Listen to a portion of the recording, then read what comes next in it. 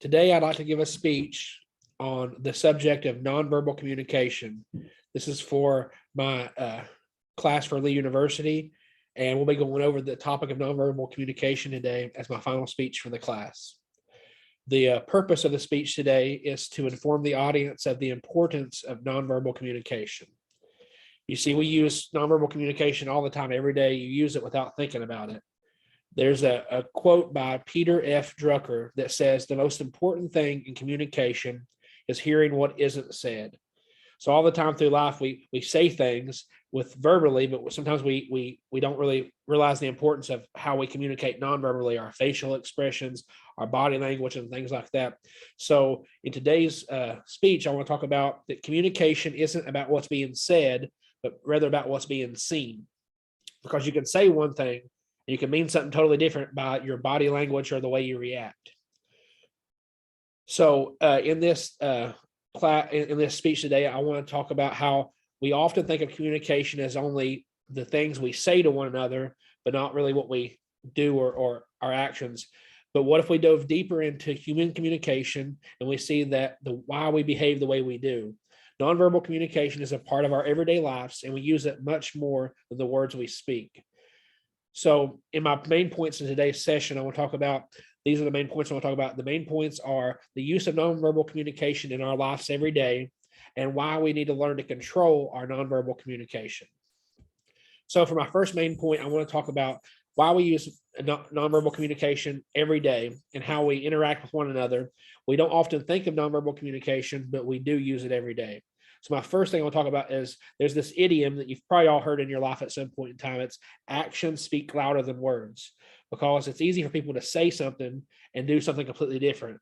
So in life, we gotta take that into how we not only what we say to other people, but how we behave and what we do. And my other point to talk about this is kind of funny, is in marriage. In a marriage, a married couple speaking to one another, nonverbal communication can be everything in that, because sometimes I talk to my wife and I'll ask her how a situation is, and she says, it's fine. Well, that isn't what she means, that it's fine. Usually whenever someone says it's fine, it most likely isn't fine. So you see, I could tell by her tone and the way that her facial expressions and the way she reacts.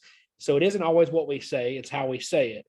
So I'm sure you can think of many times in your life that you might have said something, or you know somebody that said something, or if you're married, guys out there understand that their wives, usually that's the way that they'll probably feel on that stuff.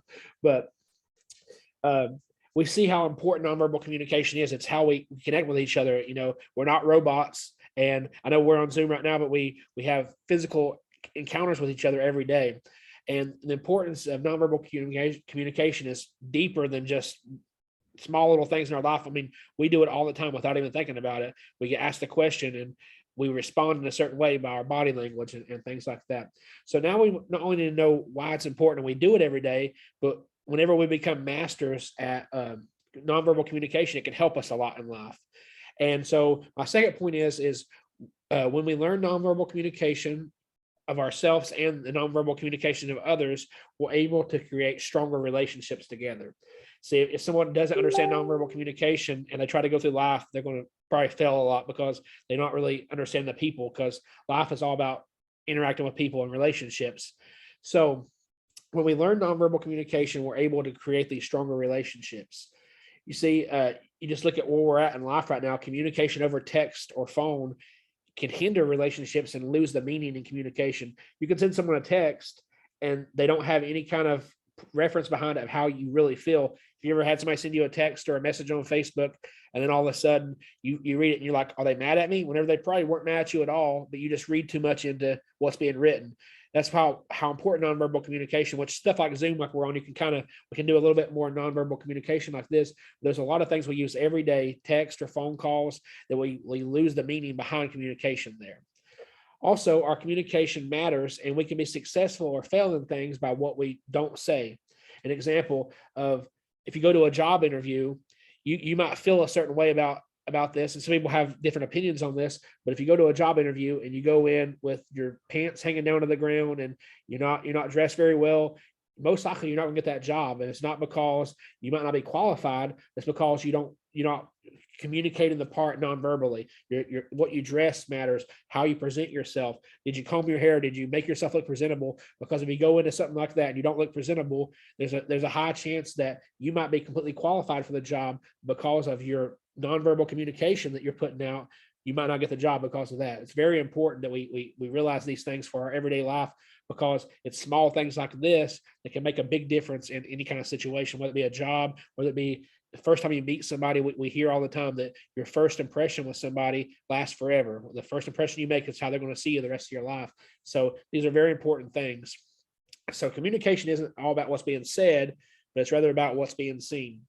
And my main points that we've talked about today is how we use communication, nonverbal communication every day in our lives, and how we need to learn and we need to be aware of how to use that to control our nonverbal communication to be better at relationships and be better at life.